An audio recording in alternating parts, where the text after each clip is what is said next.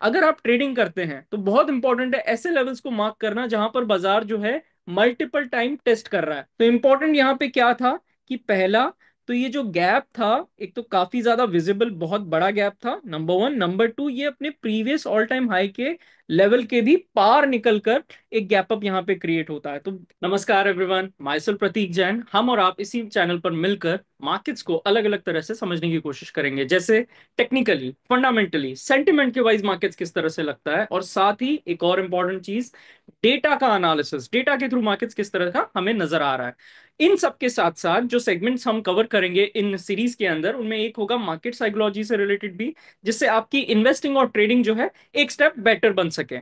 सो देर किस बात की है, चलिए इस सफर को शुरू करते हैं। तो first of all let's begin with study of data. Data को स्टडी करते हैं तो सबसे पहले एफआई डीआई डेटा देखते हैं। तो सभी को पता है एफआई लगातार बिकवाली कर रहे हैं, डीआई लगातार बाइंग करके मार्केट को सपोर्ट देने की कोशिश कर रहे हैं। 18 फरवरी का भी जो बाइंग का फिगर है वो एक डील की वजह से जरूर आता हुआ नजर आ रहा है एफआई का। वास्तविक ओवरऑल अगर हम देखें तो एफआई की तरफ से लगातार जो बिकवाली की चिंता है वो अभी भी बनी हुई है, और आने वाले हफ्ते में क्या इस पे कोई सॉल्यूशन निकलेगा या नहीं, क्या एफआई बाय करते हुए नजर आएंगे या नहीं, ये तो हमें आने वाले वीक में ही पता चल पाएगा। एक इंपॉर्टेंट डेटा जो बहुत हद तक एक अच्छी पिक्चर दे रहा है वो है मार्केट ब्रेथ का डेटा। एक इंपॉर्टेंट बात यहाँ पे ये भी है कि मार्केट ब्रेथ का जो डेटा है वो मल्टीपल वेज से एनालाइज करा जा सकता है। आरएसआई के थ्रू देखा जा सकता है, मूविंग एवरेजेस के थ्रू देखा जा सकता है, एडवांस डिक्लाइन के थ्रू भी देखा जा सकता है। मैंने कोशिश की है यहाँ पे मूविंग एवरेज के थ्रू इस डेटा को समझने की। आने वाले सेशन में अगर आप चाहेंगे तो मैं आरएसआई के थ्रू या फिर एडवांस डिक्लाइन के थ्रू भी मार्केट ब्रेथ को स्टडी करके दिखा सकता हूँ। ओवरऑल डेटा की बात करते हैं तो यहाँ पे लगातार 3 सेशन से अगर हम चेक करें तो कंपैरेटिवली मंडे, ट्यूसडे और इवन लास्ट फ्राइडे के सेशन की तुलना में जो मूविंग एवरेज के ऊपर ट्रेड करने वाले स्टॉक है वो बढ़ते हुए नजर आ रहा है। यानी कि ओवरऑल मार्केट में जो पार्टिसिपेशन है स्टॉक्स के नीचे के लेवल से बाउंस होने का, वो अब हमको अच्छा नजर आ रहा है। तो ओवरऑल पार्टिसिपेशन यहाँ पे बाजार में होती हुई नजर आ रही है, which is a very good signal. अब अगर हम सेक्टर्स की स्टडी करते हैं तो यहां पर ऑलरेडी अगर हम देखें तो 20% से ज्यादा गिरने वाले स्टॉक्स जो हैं उन सेक्टर्स जो हैं वो बढ़ जाते हैं। FMCG, micro cap, auto, PSU, oil and gas, इस तरह से जो सेक्टर्स है, ये इनकी संख्या बढ़ती जा रही है 20% से ज्यादा करेक्ट होने की, यानी बेयर मार्केट में ये एंटर कर चुके हैं। अच्छे सेक्टर्स कौन कौन से यहाँ पे रिलेटिवली नजर आ रहे हैं निफ्टी से, तो health care, IT, private bank और bank Nifty relatively 52 week high से अगर हम चेक करते हैं तो यहाँ पे 10 से लेकर 13% की गिरावट जो है उनमें नजर आई है।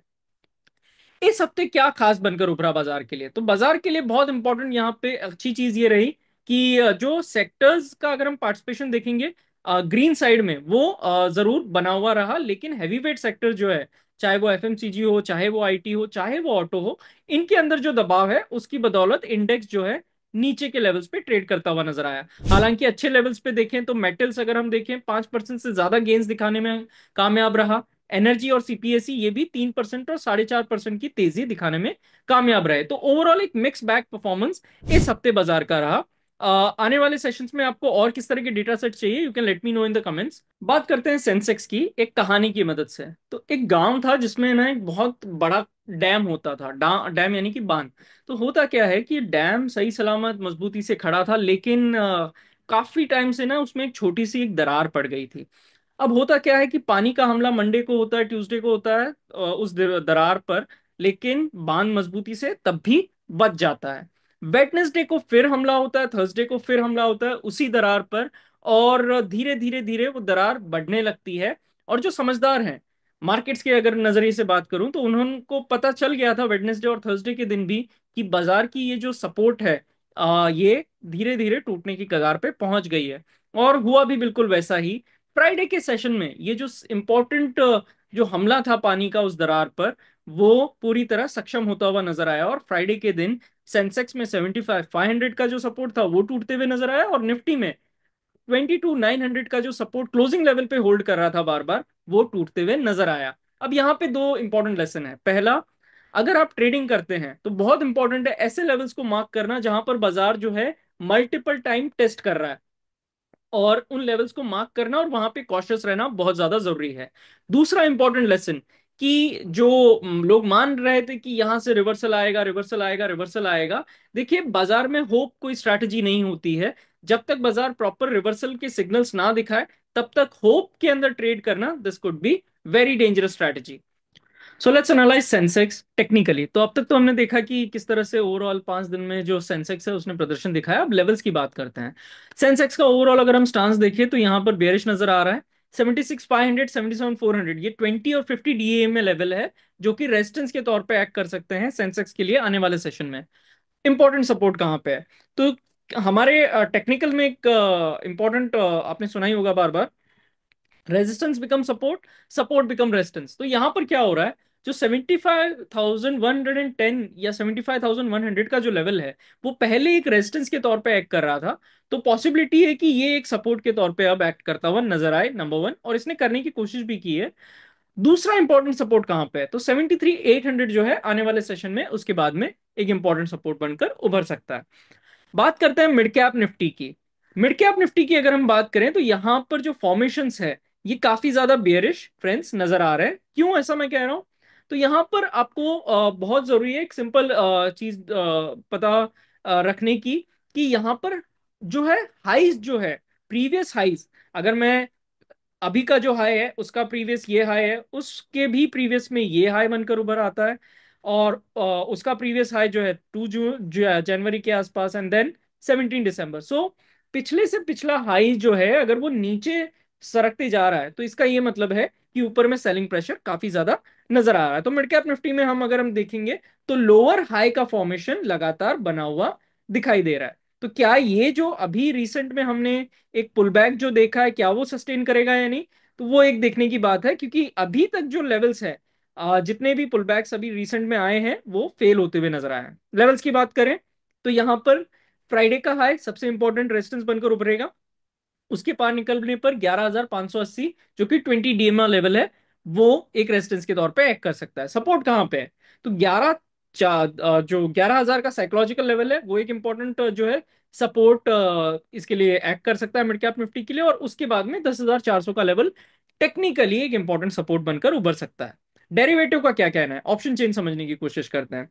तो मिड कैप निफ्टी चल रहा है 11,170 पर, और यहां पर अगर आप देखेंगे तो 2,264 कॉन्ट्रैक्ट्स अनवाइंड होते हुए नजर आए हैं पुट में 11,000 के स्ट्राइक पे। यानी कि इतना जो है ओटीएम पुट में भी यहां पर जो है जो पुट राइटर्स हैं उनमें दहशत का वातावरण नजर आ रहा है। यानी कि थोड़ा सा डर का फीलिंग नजर आ रहा है पुट में राइटिंग करते हुए। यानी कि ओवरऑल सेंटिमेंट्स जो बेरिश है वो ज्यादा दिखाई दे रहे हैं। कॉल की तरफ बात करें तो यहां पर एग्रेसिव कॉल राइटिंग साफ साफ नजर आ रही है, चाहे वो 11,200 का स्ट्राइक हो या वो 11,300 का स्ट्राइक हो। तो यानी कि एक क्लैरिटी यहाँ पे नजर आ रही है, चाहे बुल्स हो या बेयर्स हो, कि ओवरऑल 11,200 जो है एक इंपॉर्टेंट हर्डल बनकर उभरेगा मिड कैप निफ्टी के लिए। ऐसा ओवरऑल मानना यहाँ पे नजर आ रहा है। 11,200 और उसके बाद में 11,300 डेरिवेटिव स्पेस पे एक हर्डल ऊपर के लिए। वहीं 11,000 तक के लेवल्स नीचे में डेरिवेटिव के माध्यम से अगर हम स्टडी करते हैं तो यहाँ पे नजर आ रहे हैं। 10,140 का ओपन इंटरेस्ट यहाँ पे बना हुआ है। काफी अच्छा खासा नंबर यहाँ पे दिखाई दे रहा है। बात करते हैं फिन निफ्टी की। तो यहां हमको देखने को मिल रहा है कि RSI 48, यानी कि एक हेल्दी RSI की रीडिंग के हिसाब से देखें तो हेल्दी स्टेट में ट्रेड करता हुआ नजर आ रहा है। ओवरऑल अगर हम बाकी इंडाइसेस से कंपेयर करें फिन निफ्टी को, तो यहाँ रिलेटिव आउट परफॉर्मेंस हमको नजर आ रहा है। सेटअप वाइज भी हमने देखा तो 3.5% के आसपास जो है अपने स्विंग लोज से अगर हम कैलकुलेट करते हैं यहाँ से, तो तकरीबन 3.5% के आसपास जो है दूर ट्रेड कर रहा है, जो कि अच्छी बात है। Dual bottom kind of formation था, मूविंग एवरेज के जस्ट बीच में ट्रेड कर रहा है।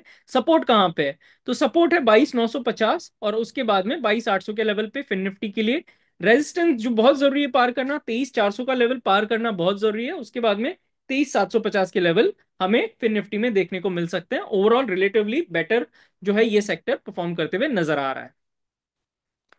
अब बात करते हैं हम क्रूड ऑयल की। तो क्रूड ऑयल में फ्रेंड्स क्या नजर आ रही है चीजें? क्रूड ऑयल में काफी ज्यादा अगर हम ओवरऑल टेक्निकली देखने की कोशिश करते हैं तो यहाँ पे वीकनेस नजर आ रहा है। फ्राइडे का जो सेशन था काफी ज्यादा खराब जो है क्रूड ऑयल के लिए नजर आया, क्योंकि 4 दिन की जो तेजी थी पूरी तरह से उसने एक ही सेशन में खत्म कर दी। वीकली चार्ट और भी ज्यादा स्कैरी है यहाँ पे, क्योंकि लगातार अगर हम देखें तो 5 वीक रेड कैंडल्स बनते हुए नजर आ रहे हैं। रिसेंट के जो 2 वीक्स है वहां पर बड़े विक फॉर्मेशन हो रहे हैं, यानी कि ऊपर की तरफ एक लंबी छाया, यानी कि विक ऊपर की तरफ सप्लाई होती हुई नजर आ रही है। तो ये दर्शाता है कि ऊपर जब भी जाने की कोशिश की है वहां पे फेलियर है, क्रूड ऑयल के लिए हाथ आता हुआ नजर आ रहा है। इंपॉर्टेंट लेवल्स क्या है? तो नीचे में अब इंपॉर्टेंट लेवल है 67। अगर इसके भी नीचे निकलता है तो एक डाउन ट्रेंड फ्रेश यहाँ पे शुरू हो सकता है। ऊपर में रेजिस्टेंस कहाँ पे है? तो 73 74 ये जो जोन है क्रूड ऑयल के लिए इंपॉर्टेंट रेजिस्टेंस बनकर उभर सकता है। बात करते हैं सिल्वर की, तो सिल्वर में इंपॉर्टेंट है कि 33 के लेवल के पार निकले, क्योंकि लगातार हमने देखा है काफी बार कोशिश करने के बावजूद भी ये लेवल सिल्वर ब्रेक करने में नाकामयाब रहा है और लगातार वहां से सप्लाई आती हुई नजर आ रही है। तो 33 एक बहुत इंपॉर्टेंट लेवल है। इसके पार निकलने पर डिसिसिवली सिल्वर में एक ब्रेकआउट नजर आ सकता है। सपोर्ट कहाँ पे है? तो 31.90 32 का जो लेवल है वो इंपॉर्टेंट सपोर्ट के तौर पे एक्ट कर सकता है सिल्वर के लिए। इसके नीचे निकलने पर एक डाउन ट्रेंड फ्रेश बिगिन हो सकता है। हालांकि जब तक ये इसके ऊपर है तब तक फिर से कोशिश करेगा 33 के लेवल को ब्रेक करने की, और 33 का लेवल ब्रेक होने के बाद ही हम एक फ्रेश अपट्रेंड सिल्वर में देख पाएंगे। गोल्ड में नजर दौड़ाते हैं, तो गोल्ड के अंदर एक पहले अगर हम देखें तो ओवरऑल बहुत ही अच्छे अप ट्रेंड में गोल्ड नजर आ रहा है। लेवल्स जो इंपॉर्टेंट है वो 2900 2910 के एरिया बहुत इंपॉर्टेंट है सपोर्ट के तौर पे।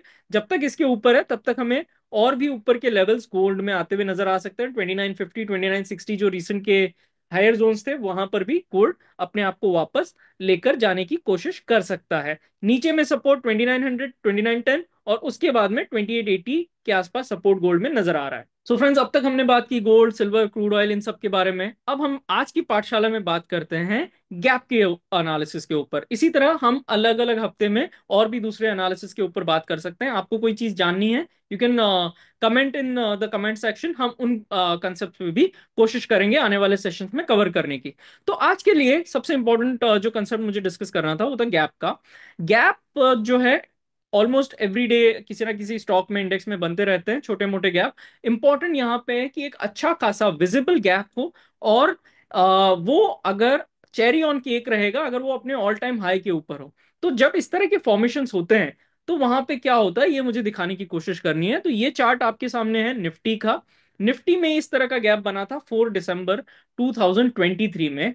जी हाँ, और 20,500 के लेवल के ऊपर निफ्टी जो है तब खुला था, और 20,500 के लेवल के पार निकलने पर जो निफ्टी है वापस अगर हम देखेंगे तो आपने देखा है कि लास्ट 2 साल हो गए हैं निफ्टी वापस उस लेवल पे कभी नहीं आया है। तो इंपॉर्टेंट यहाँ पे क्या था कि पहला तो ये जो गैप था एक तो काफी ज्यादा विजिबल बहुत बड़ा गैप था, नंबर वन। नंबर टू, ये अपने प्रीवियस ऑल टाइम हाई के लेवल के भी पार निकलकर एक गैप अप यहाँ पे क्रिएट होता है। तो आने वाले सेशंस में आप चाहते हैं कि इस तरह के हम कंसेप्ट्स को और भी ज्यादा कवर करें तो फील फ्री टू कमेंट। और साथ ही और ऐसे कैसे इस तरह के जो गैप्स हैं वो आपने कौन कौन से स्टॉक्स में इंडाइसेस में देखे हैं, do mention me in the comments and I may try to revert at the same that what you have to look more in these kind of scenarios. Having said that, try to find such gaps. इस तरह के gaps आप ढूंढिए, ये आपकी investing या trading journey में बहुत हद तक एक कन्विक्शन बिल्ड करने में काफी मदद करेंगे। So this is for today's पाठशाला। Thank you so much for watching the video. अगर आप इस चैनल पे नए हैं तो इस चैनल को सब्सक्राइब करना ना भूलें, इस वीडियो को लाइक करना और अपने फ्रेंड्स एंड फैमिली में इसको शेयर करना बिल्कुल ना भूलें।